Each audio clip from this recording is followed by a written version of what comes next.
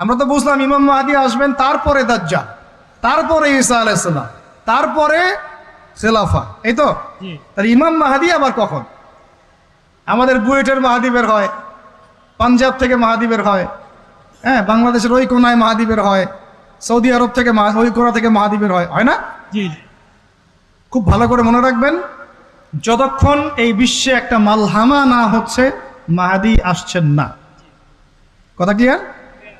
এই বিশ্বে যতক্ষণ একটা মালহামা না হচ্ছে মাহদী আসছেন না। তিনি আসবেন ফাতিমা রাদিয়াল্লাহু আনহার বংশ থেকে। কার বংশ? তার আসল নাম মুহাম্মদ। কি নাম?